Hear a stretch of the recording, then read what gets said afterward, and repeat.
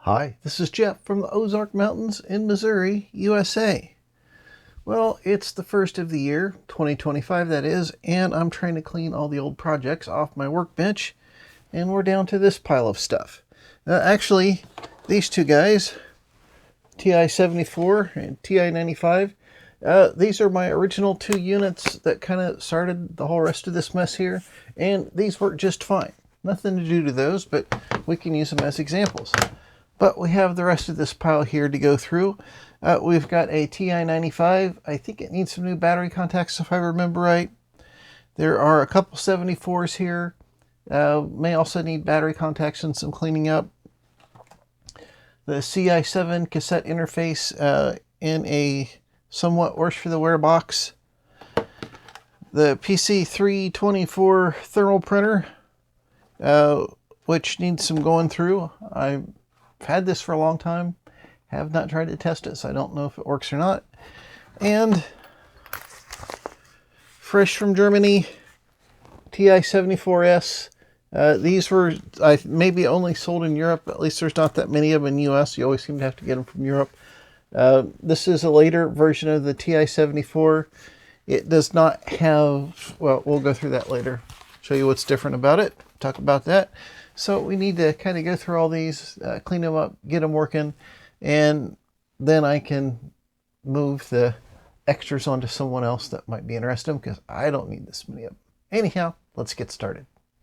Thanks to PCBWay for sponsoring this video. They not only do PCBs and flex PCBs, they also have 3D printing service, injection molding service. They do CNC machining, sheet metal fabrication. They also have a thriving maker community where you can share projects and check out what other people are doing. For your next project, head on over to PCBWay.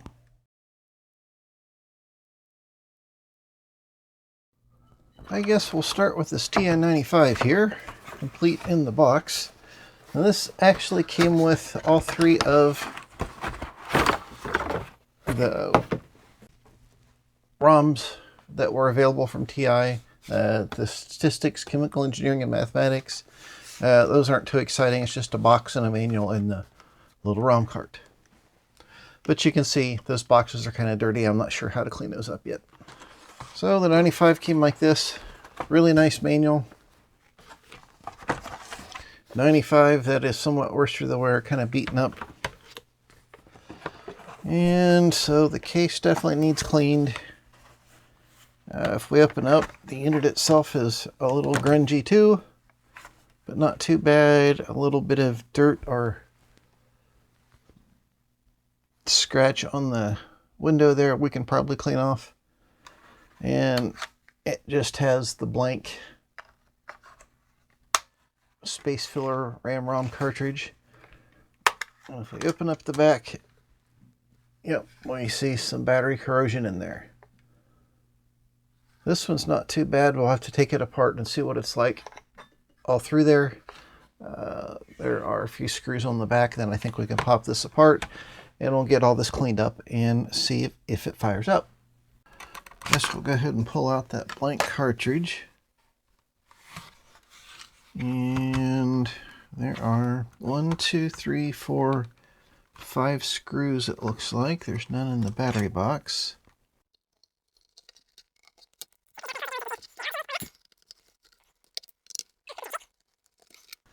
That one is longer. Okay, so 4 of them are the same. 1, 2, 3, 4. That one in the funny little box is longer. That says copyright 1986. Assembled in Taiwan. Serial number 4843. Grab a couple spudgers here and see what we can do.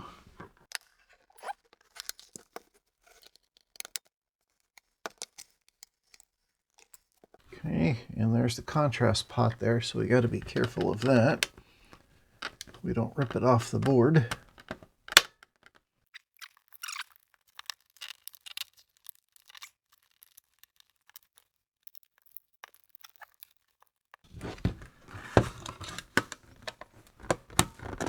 There we go. Just had to get in it from that corner and twist ever so slightly.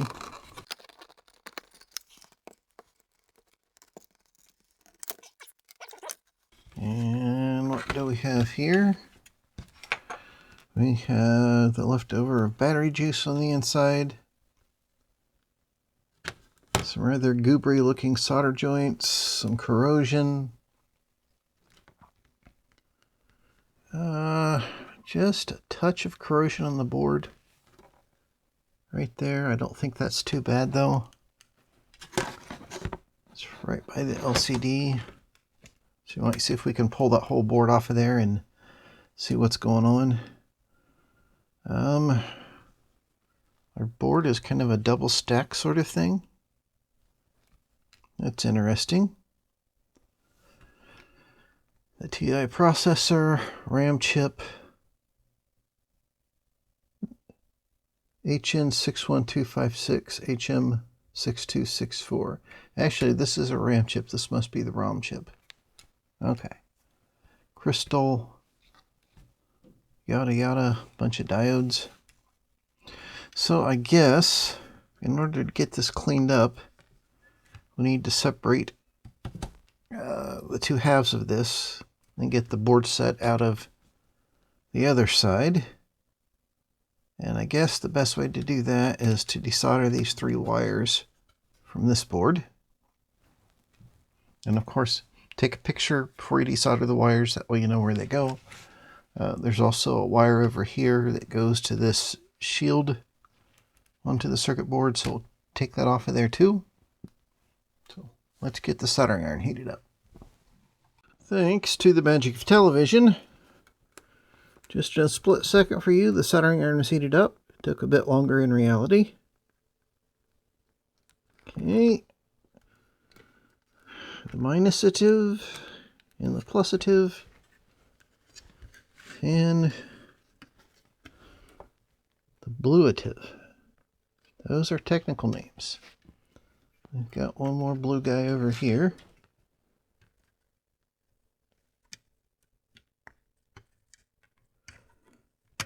There we go.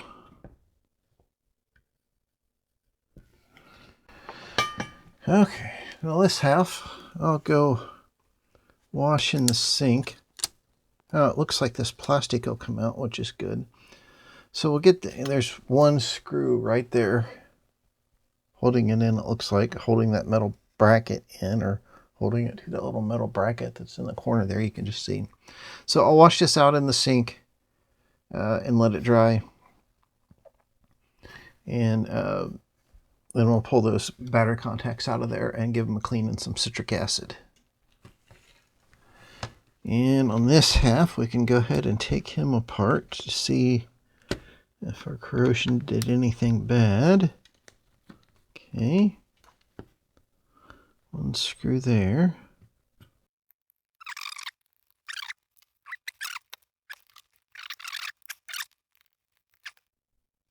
I can see another screw under this board here, which is kind of interesting because this board has the connector on it for the cartridge, and it has to go that way to separate the two. So I'm not sure then how you're supposed to get that screw out.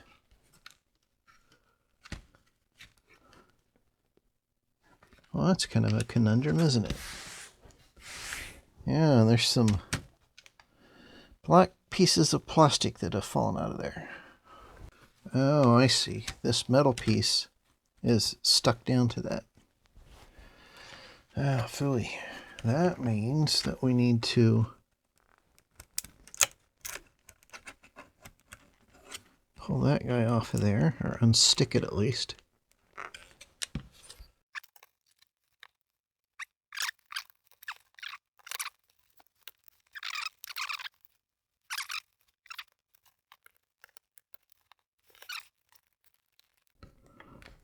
Oh, this one has gold contacts. Huh. The other ones I've seen have hot air solder layer contacts. Okay, so if you Mangle that enough, you can get this board up. And there's another ground wire right here. Picture time.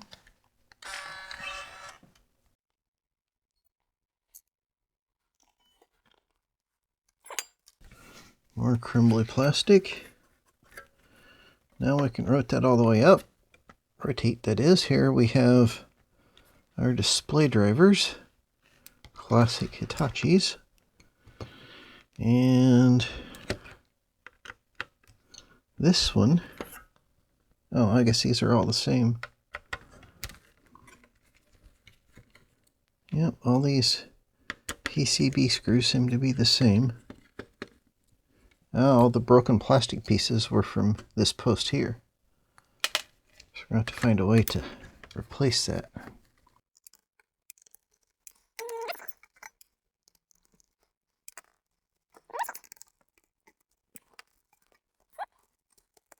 There we've got a little bit of plastic, which is hiding another screw.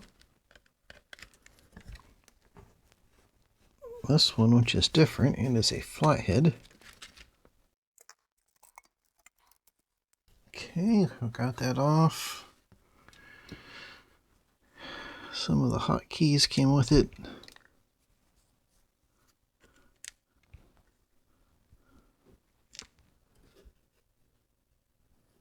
And our LCD. Okay, oh, there's another button.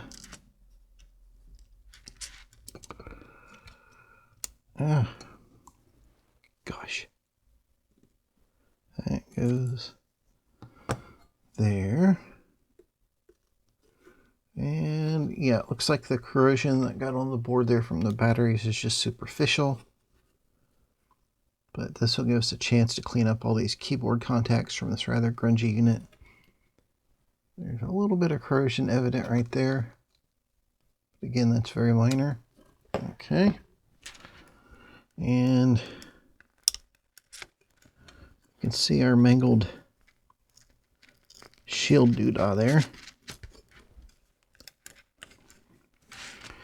Okay, well, I think as dirty as this one is, I'm going to go ahead and dump all the keys out, wash all the keys in the sink, wash the covers, and then we'll come back and clean up that circuit board.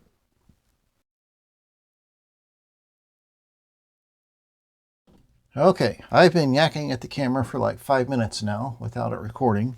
So these are the various contacts from the batteries and the foil that was on the back cover. I dropped them in some dilute citric acid. This is about, I don't know, 10 or 15%. And they did bubble quite a bit at first, now not so much. I'll let them stand there a couple more minutes to neutralize the rest of the alkaline battery juice. Keycaps are soaking in some warm soapy water. So I'll scrub those with the brush, rinse them off, let them set overnight, along with the cover, which cleaned up rather nicely. I just had to get in with this brush and I peeled the rest of that port cover off there, which is just a piece of tin. And I think the idea is that it would slip forward so you get the board in and slip it back and it sticks down with some double-sided tape. So that won't be too hard to put back on. It was kind of a pain in the butt to get off of there though. Now for the riveting fun of cleaning keycaps. So we've got keycaps that have been soaking here in some soapy water,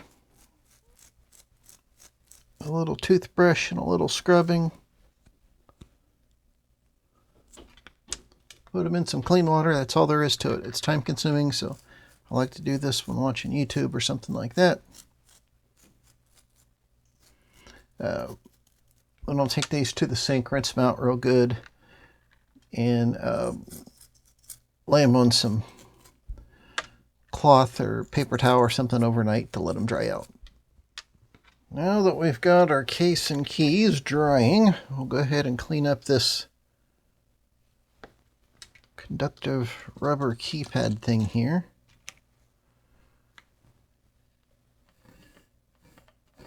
This I'm just going to give a wipe with some denatured alcohol. You can use IPA.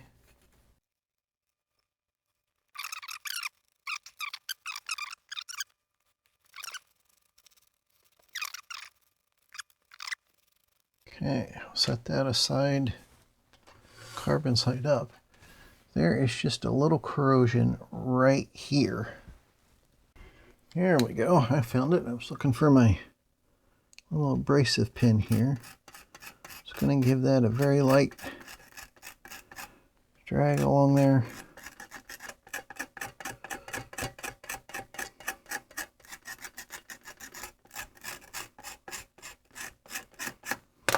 Don't want to remove the gold. I just want to get the slight layer of corrosion off of the surface. Okay, excellent. Corrosion that was on this top edge there just wiped off. That's not a big deal. Okay. And get to a dry spot on the rag.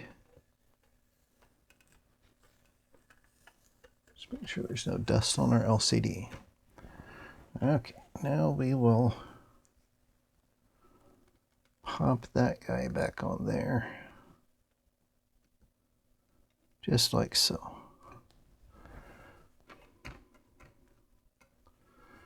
Okay, now if I had some deoxit gold, I would put that on these gold fingers here.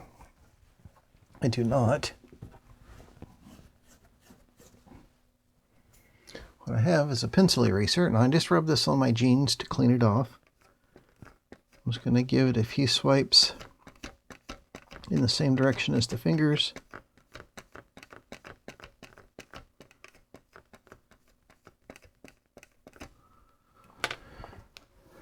And then wipe that down with some alcohol.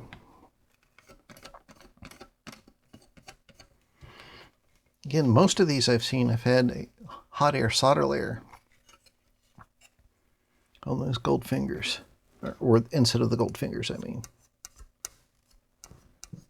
So I'm not really pressing hard with the eraser, even less than if I was, trying to erase from a piece of paper. Those weren't really that dirty.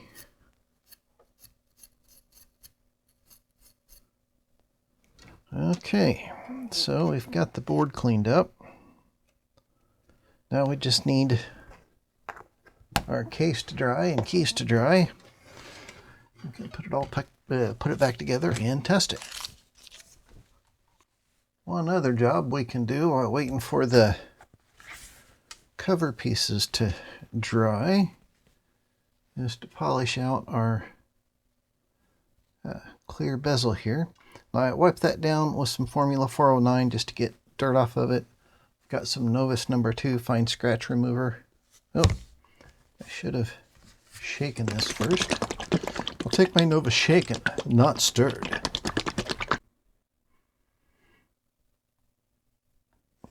Now this one's really not too bad, so I don't think it'll take a lot of work to make it look really nice.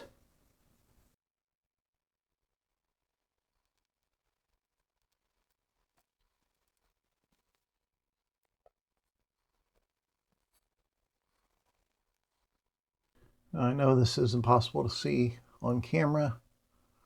I'll shine a reflection across there so you can see it's not being interrupted by scratches. Just that little bit of polish got rid of that slight scratch that was on the front. If the bezel doesn't come out, it's like glued into the housing, you can tape around it with some painter's tape and then polish it. Then you can use some Novus number 1 or Brilliantize.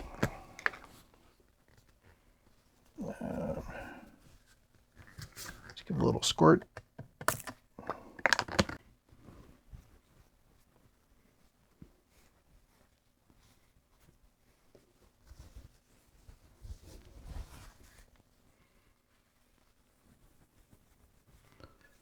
This is just an extra cleaning step, and it provides a nice slick sort of anti-static type finish.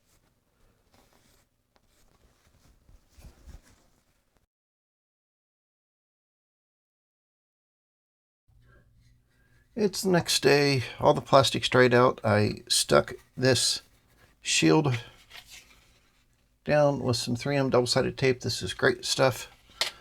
Put the battery contacts back in. Those are all fine after a brief soak in some citric acid. And clean the sticky stuff off of this little shield that goes over the cartridge port. And you might be able to see here, I've got the front cover set out. I've got the keys in order. Of course, these are transposed this way, so take this key and put here, etc. So that's what I'm going to do now, making sure to keep them right side up, like that. So I'm going to go through and put all the keys in, set the board in there enough to hold the keys in, and then flip it over and make sure they're in the right spot. You remember this post here was broken? It's supposed to stick up like this guy, but this one was broken off, which is shattered. So I ground that down flush. There's still maybe 2 or 2.5 millimeters of space in there. I found a longer screw in my junk box that'll fit that hole, and a spacer to go between the boards, so we can put that back together securely. So now I'm just going to put all the keys back in. That's rather boring, so I won't force you to watch that. And when that's done and we get the circuit board stuck back in there, I'll come back so we can figure out how to put the shield on. Okay, so far so good on the reassembly. I found after I got it this far, there was a little bit of corrosion on the inside of the connector shield here. I was able to clean that out with a Q-tip and some citric acid, and a little citric acid on a rag poked in there with a screwdriver. So that's fine now. It wasn't on the connector pins, just a little bit on the shell. And you can see the front looks good. If you look down at an angle, you can see a little sealant or something from the LCD that was there before. I didn't want to try to pull the bezel off the LCD to clean that up.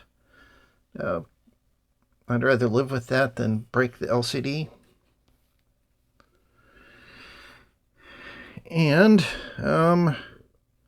need to finish fastening this board down, and then I found out that I can apply the double-sided tape to this guy, and after this board is in, you can do this number and slip it right into place. So I think what's next for this guy, of course there's that wire that needs to solder on there. Got the ones from the battery over here. So I need to get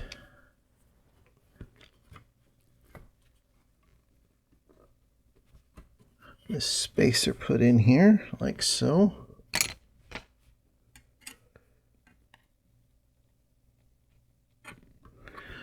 Now this is just a spacer out of my junk box. It's 4 or 5 millimeters thick. The screw is also out of my junk box, and it is about 1.5 millimeters too long. So the spacer is about right. The screw's a little too long, so I'll just leave that in there to keep everything aligned. And fortunately, except for this screw, which I've put a longer one in, the rest of these are all the same. Oh, and there's a flat-headed one that goes under that little white plastic piece that you saw me pull off taking this apart.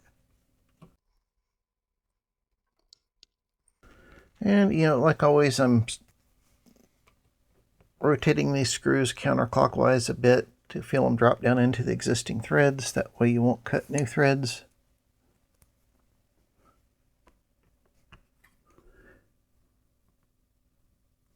Get all the screws started before tightening them down.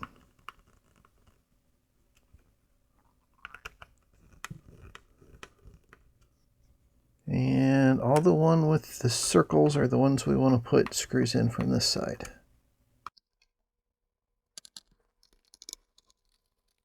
Yeah, there is a circle there. I was double checking. Okay, I need to find a slightly shorter screw for this one, or just grind a little off of that. And then solder the wires on, slip this guy in there and stick it down, and we'll be in good shape. Here's where the pictures that we took when disassembling this come in handy.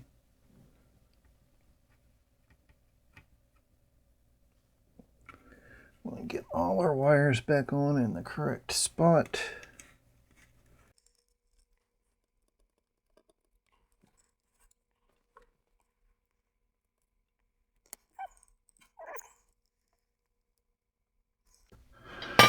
Okay, so now just going to connect some leads here from the bench power supply.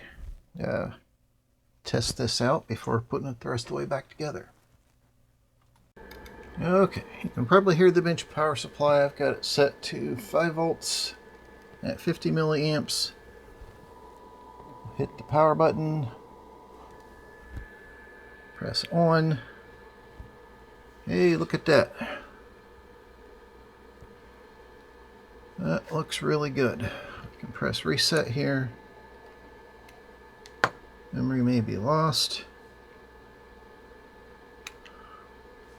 55 times 55. 3025.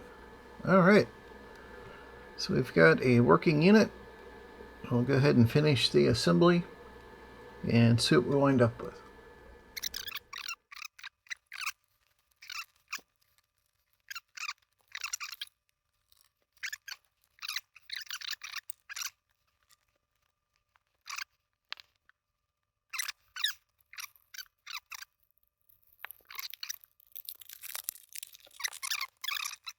I found I couldn't put that long screw in. It's supposed to go through here, but I'd put one of the inside screws there because I forgot I had an extra one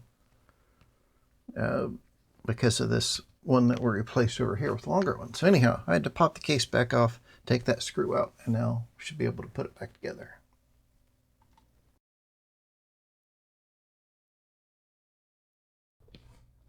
This case looks rather worse for the wear, so I tried polishing it with some Novus number 2, and you can see I've done this half, and it by no means looks new, but it makes it look a little shinier. So I think I'll go ahead and do the rest of this case and just improve it a bit. It also needs washed, so I'll do that, then we'll let it dry and move on to some other things. After washing the cover on the TI-95, it was still looking pretty bad. The polishing really didn't make any difference, so I hit it with some 303 protectant, and it's still scratched up, as you can see. It's a little worse for the wear, but the 303 really brought back some shine to it. I think we can call that a successful refurbishment. Now we'll move on to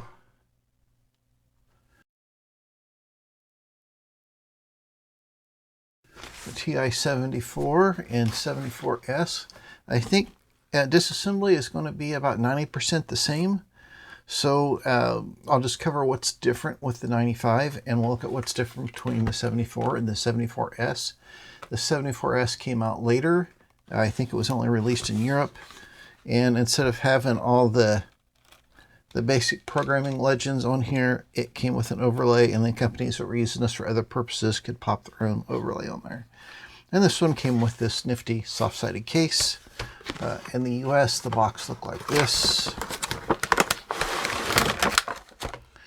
Inside, we have programmer's reference guide and the user's guide and the unit itself.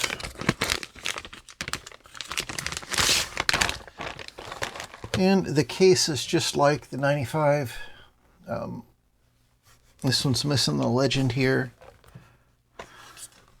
It's pretty dirty. And this is serial number 383. Oh, and it is missing all the screws. Yeah, that's not a very good sign, is it? And we've got some battery crusties in there. Yep, So I think somebody tried to take this apart and then maybe gave up. So we'll see how far we can get. Again, I think it's the same thing. This case is the same. And all the screws are out, so we can just pop the case apart and see how close the inside is to the 95.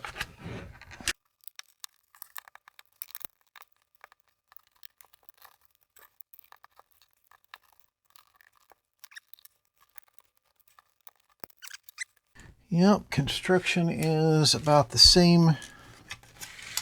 Got our 3 wires soldered on here, ground wire there and there to the shield. Same 2 board construction. Capacitors in the same place. Of course, the LCD part's going to be different. And I don't see any corrosion on this part. Oh, there's some dust under the LCD, so I guess we will go ahead and take the whole thing apart. But I think the teardown is going to be the same as the 95. If not, I'll chime back in. Here's the inside of the TI-74 with the board separated. You can see they put some foamy pads in here. We have, I don't know, around 10 screws to take the circuit board stack out and get to the keys. So I'll go ahead and do that, clean it up just like before. It was a lot easier getting this shield out of this one. Once I knew how it was in there, I just popped it loose here, put a screwdriver in here and popped it loose from there, slipped it out even with the board installed. And this one has gold fingers as well. So maybe these really low serial numbers had gold-plated fingers. And this is different. This is one of the foil shields from an EEPROM cartridge, so I don't know what it's doing inside here. That's kind of odd. Anyhow, I'll take this apart, go clean everything up like before, put it back together, same as the 95. So the front cover on our 74 is about like the 95. The plastic comes out, which is nice. Looks like it has a little bit of a spider nest going on there. There's some type of slight liquid leakage from the keys. Not too bad though. This part is quite different. So what I thought was the foil from a EEPROM cart winds up being a shield foil over the keyboard. We didn't have that on the 95. And it looks like there was some rubber pieces here meant to seal against the plastic, but that didn't keep all the dirt out over the ears. And this keyboard is quite grungy, so it's a good thing we took it all the way apart. And I think this will just pop right off here like that. Yep. And this dirty old thing will come off of there. Yep. And there we go. And there is just slight amount of corrosion right there. That's not really too bad. Just clean that off of there with some alcohol and take a pencil eraser to it, and it'll clean that up nicely. Altogether, this looks like a good unit. I noticed that the ROM on these is an HN61256, so it's not exactly the same pinout as an EEPROM, but I don't think it would be impossible to say copy a 74S ROM and build an adapter board to run a different chip in this to get the 74S ROM in an old 74. So depends on if the rest of the circuit is the same, which I assume it is. So now I'm going to clean this up just like the 95 and get it put back together. Then we'll see what's different inside the S. So I've got power hooked up through a couple fly leads to this. It has quite an interesting symptom. Power supply set to 6 volts, 50 milliamps. Okay, sometimes it'll come up and say W30 initialization, whatever the first message is. And the second time you try to power it up, you get this. And in this state, it's drawing between 30 and 50 milliamps. You can't turn it off. None of the keys work, etc. If you remove power, turn it back on, same thing. 30 milliamps. If you let it set overnight, try it again, you'll get that W30 initialization message most of the time. So that kind of clued me in that the processor must be doing something. It's sending data to the LCD. It's getting the text data from somewhere, but something's not working right. And I thought, well, maybe in the course of me trying to manipulate this around to get it pointed toward the camera, I shorted something out. I got to looking at the schematic, which this is not a great quality schematic, so it's not going to show up on camera. But this is the power supply section here. It has a line which goes over to pin 5 of the CPU. That's what controls power on. So that is right here on the CPU. And then I noticed, see if I can get you zoomed in here. See all that discoloration along there? That is corrosion on the CPU. And that is in these pins. Widification. This is in these pins, which is part of the bus that goes to the ROM and the RAM and the expansion port. So I'm guessing there's a good chance that's where that problem lies. You might just be able to see that these pins look a little closer together. This looks like a 40-pin package, but it's actually 52. So it's going to be a little more difficult to desolder, but I'm sure we'll get to it. So I'm going to do that now. You've seen me desolder stuff in the past. And I'm just going to rotate this around like that and try to desolder it without taking everything all the way back apart again. And then we'll see what kind of damage has been done there. Okay, finally got the IC removed. That took like 20 minutes. It was very tricky to get out of there. All these pins on this side are difficult to desolder. There's not any eaten up traces you can see though. Everywhere it's shiny. I've gone over with the fiberglass pin, cleaned off all the corrosion, and these pins are close enough together that that corrosion could have been causing leakage between the pins. I also pulled out this capacitor and cleaned that up, and these two pins on the ROM chip here I desoldered and soldered and desoldered a few times. Now I'm just going to use this overcoat pin to cover all the bare copper like so.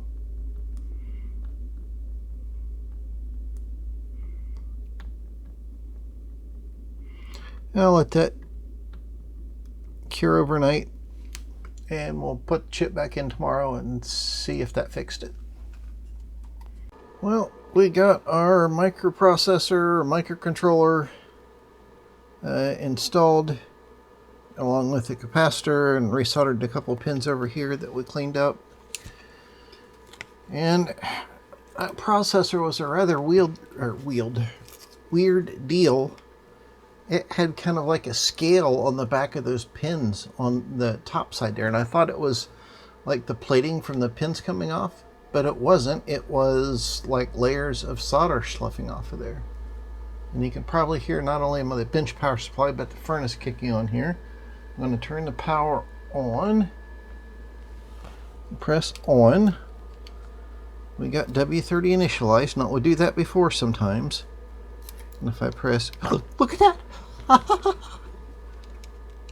Okay.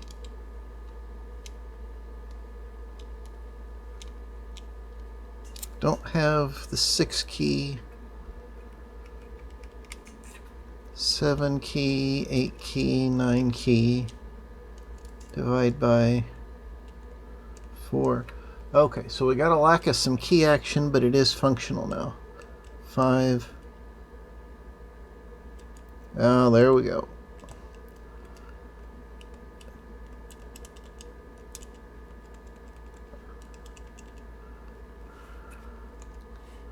Okay, so I will test these keys out. Cleaning up all that crud on that chip did the trick, even though it was kind of a pain in the butt And if we can get the keyboard sorted out, it looks like this will be a good unit. Woohoo!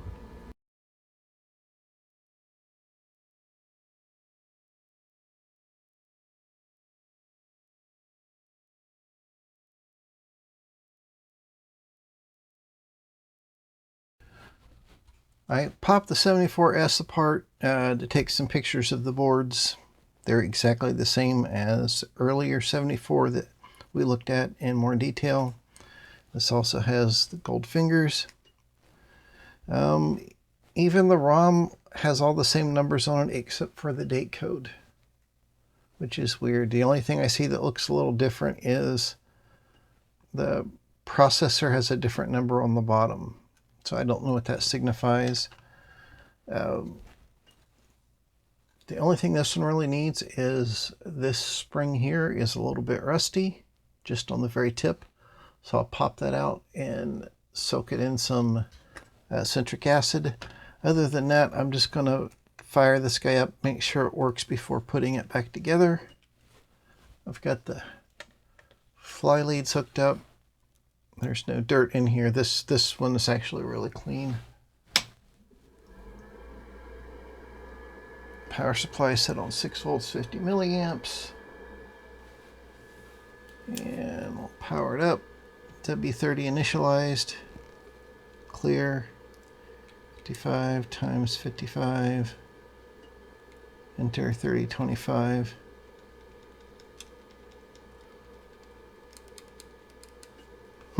Yep. And I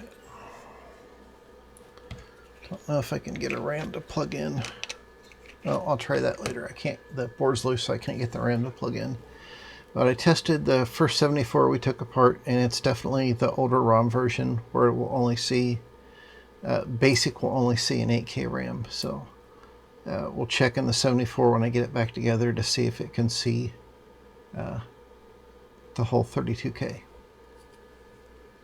I had another TI-74 that needed looked at, and as you can see, the processor was corroded just like the first one we looked at. In the same corner, it didn't get into the capacitor or ROM like the first one did. It did, however, take out a couple of vias in the LCD section. We can see that here. We've got the vias that are eaten through. There's a little crud on the back of the LCD, but that wasn't too bad. So the first step was to clean all that up with a fiberglass pin. As you can see here, we can see that part of the via pad is missing and it's disconnected from the trace. It's a little better shape on the other side, but it still needed scratched up with the fiberglass pin. Then I used a number 67 drill bit to drill out those holes. That's about 32 thousandths of an inch, 0.7, 0.8 millimeters. Next, I used a Pace circuit repair kit, which has some little tin-coated copper trace sections and some copper ferrules. Push the ferrules through the holes along with one trace section for that one that was missing. You flatten them out.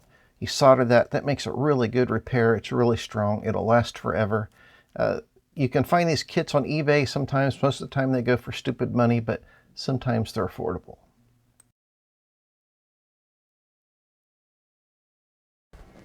Well, I think this is a pretty good time to stop this video. We got 4 units fixed, 1 TI-95 and 3 different TI-74s. Now, I did check this 74S with a 32K RAM module, and it would only see 8K of it in BASIC. And I was a little confused by that because I thought that all the 74Ss had an updated ROM.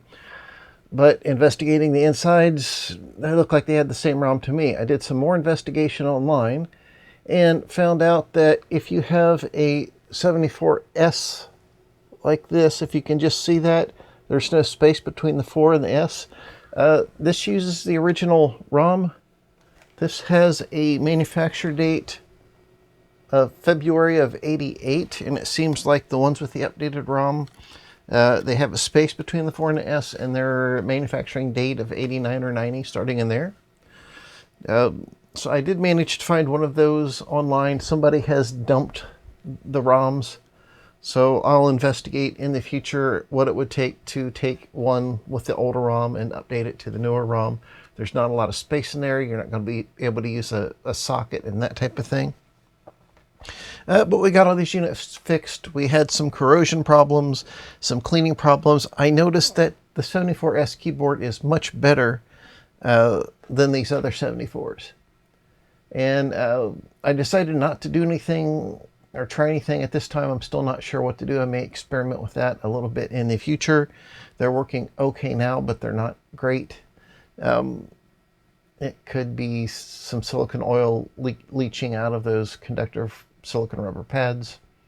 Could be that they're just wearing out, so we'll have to look into that later. I think I'll do another video on the cassette interface and our little printer here. Now we've got all the computers running, we can drive the accessories and see what happens. I put a couple links in the description down below. One is to a hoard of TI-74 95 information that I collected. I uploaded to archive.org. And the other is to a thread on Atari Age where it talks about the TI-74 ROMs and the differences and what to look for and things like that. And thanks to folks who investigate that stuff and figure it out. If you have any questions or comments, just let me know in the comment section down below. I would love to hear from you. And until next time, bye.